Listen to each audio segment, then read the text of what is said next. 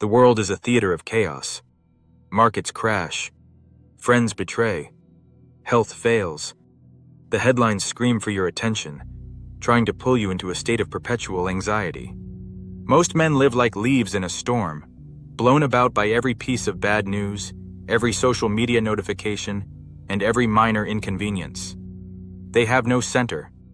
They have no foundation. They have no dominion. But there is a different way to live. The Roman Emperor Marcus Aurelius spoke of a mental fortress he called the inner citadel. It is a place of absolute stillness that exists within the mind, a sanctuary that no external force can penetrate without your permission. Today, we are going to build that fortress. We are exploring the inner citadel technique, the ultimate strategy to be unbothered by everything and maintain total dominion over your life. This is the Dominion Thesis. Section 1. The origin of the fortress. Marcus Aurelius did not develop the inner citadel while sitting in a peaceful garden. He developed it while leading the Roman Empire through the Antonine Plague, brutal wars on the German frontiers, and the betrayal of his closest generals. He realized that the peace most people look for is a lie. You cannot find peace by changing your circumstances. You cannot find peace by moving to a beach or making $1 million. True peace is a result of your own mental architecture. He wrote in his meditations, "People try to get away from it all, to the country, to the beach, to the mountains, but this is entirely characteristic of a very common person. You can get away from it anytime you like, by going within." The inner citadel is the realization that nothing outside the mind can actually touch the soul. Events are objective. Your judgment of those events is what creates the pain. To build the citadel, you must first stop being a victim of your own interpretations. Section 2. The architecture of the citadel. How is this fortress constructed? It is built on 3 unbreakable pillars. The first pillar is objective perception. Most of our suffering comes from the story we tell ourselves about a situation. If you lose a business deal, that is an event. If you tell yourself, "I am a failure and I will never be rich," that is a judgment. The citadel requires you to strip away the adjectives. See the event as a cold, hard fact. The second pillar is right action.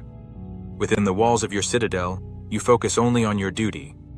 The market may be crashing, but your duty remains the same, to act with integrity, discipline, and logic. The third pillar is willing acceptance, or amor fati. You accept that external events are indifference. They are the weather. You don't get angry at the rain. You simply put on a coat. When these 3 pillars are in place, the walls of your citadel become impenetrable.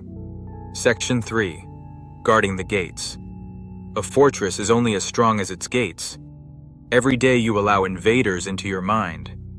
You allow the toxic opinions of strangers, the fear-mongering of the news, and the petty dramas of your social circle to walk right into your sanctuary. The Stoic is a ruthless gatekeeper. He practices the discipline of assent. When an impression enters your mind, like the fear of a 2026 housing crash, you do not immediately accept it as truth. You stop it at the gate. You examine it. You ask, "Is this in my control?" If the answer is no, you deny it entry. You say to the thought, "You are just an impression, and not at all the thing you appear to be." By refusing to give your assent to negative thoughts, you starve them of power. The Dominion mindset requires that you protect your mental space as fiercely as you protect your bank account. Section 4. The view from above. One of the most powerful tools to maintain the citadel is a technique called the view from above. When you are bothered by something, it is usually because you are too close to it. You are looking at a single grain of sand and calling it a mountain. The Stoic zooms out. Imagine leaving your body and rising above your city, then your country, then the planet. See the vastness of time and space. See the rise and fall of empires over thousands of years. From this height, your crisis disappears. Your broken partnership, your financial loss, your bruised ego, they are microscopic blips in the cosmic timeline. This is not about being nihilistic. It is about regaining perspective. When you realize how small your problems are, they lose the ability to bother you. You return to your citadel with the calm of a man who knows that this too shall pass. Section 5. The practice of premortem. The reason people are bothered is that they are surprised. They expect the world to be fair. They expect their plans to work. The Stoic practices Premeditatio Malorum, the premeditation of evils. Every morning, within the safety of your citadel, you visualize everything that could go wrong. You imagine the crash. You imagine the betrayal. You even imagine your own death. This is not negative thinking, it is psychological armor. When you have already met the disaster in your mind, it loses its shock value when it arrives in reality. You don't panic because you have already prepared your response. The inner citadel is built in the morning so that it can withstand the siege of the afternoon. Section 6. Emotional detachment versus indifference. There is a common misconception that the inner citadel makes you a robot. This is false. A Stoic still feels. He still loves. He still experiences the world. The difference is that his happiness is not dependent on those feelings. Think of your mind like the ocean. On the surface, there may be storms and waves. That is the world of emotion. But deep at the bottom, there is absolute stillness and pressure.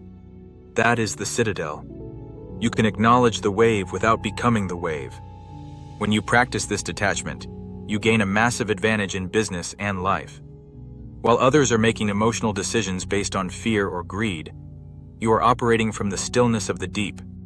This is where true dominion is found, in the ability to observe the storm without being moved by it. Section 7. The routine of maintenance. A fortress requires constant upkeep. You cannot build your inner citadel once and expect it to stand forever. You must perform daily maintenance through reflection and audit. At the end of every day, go into your citadel and review your actions. Where did you allow an invader in? When did you lose your cool? Do not judge yourself harshly. Simply observe and adjust the stones of the wall. Dominion is a practice, not a destination. It is the daily habit of choosing logic over emotion and duty over desire. The more you practice, the thicker your walls become. Eventually, you reach a state where the world can do its worst, and you will simply smile, secure in the knowledge that your sanctuary is intact. Section 8. Conclusion. The inner citadel is your birthright as a sovereign individual. You do not need anyone's permission to be unbothered. You do not need the market to go up to be happy. You do not need people to like you to be secure. Everything you need is already within your walls. Build your fortress. Guard your gates. Zoom out. When you realize that your inner world is the only empire you truly own, you become untouchable. The chaos of 2026 and beyond will break many men. But for those with an inner citadel, it will be just another season. Stay centered. Stay sovereign. This is the Dominion Thesis.